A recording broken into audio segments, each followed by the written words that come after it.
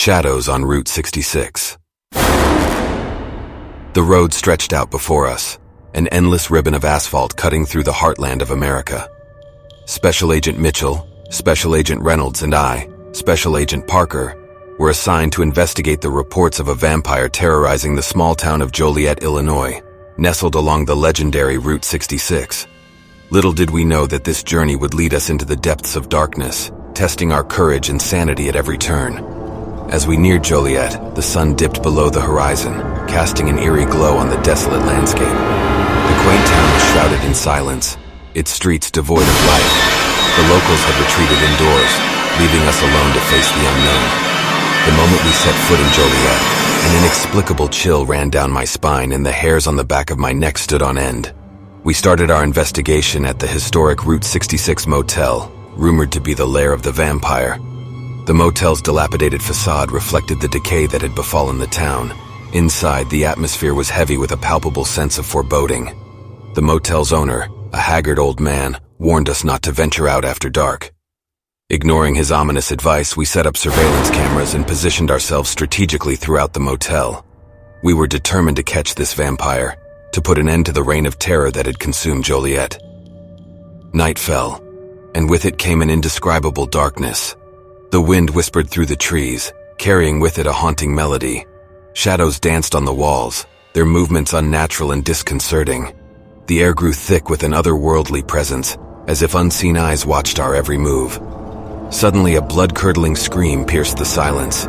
Racing towards the sound, we found ourselves in the motel's basement. Dimly lit, the space exuded a malevolence that chilled us to the bone. In the center of the room stood a coffin, adorned with symbols of the occult.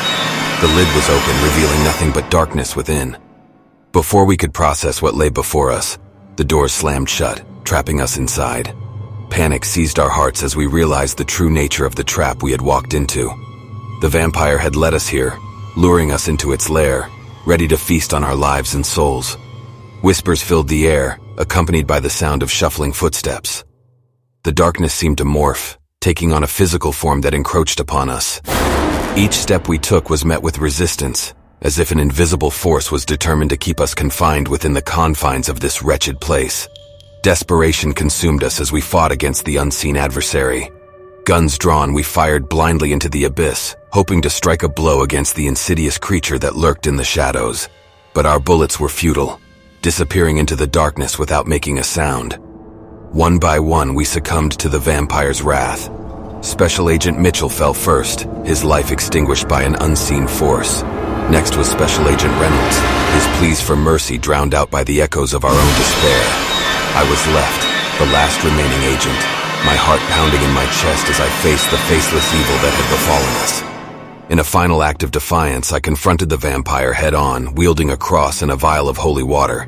But it laughed at my feeble attempts, mocking my resolve. With one swift motion, it lunged towards me, fangs bared, ready to claim its final victim.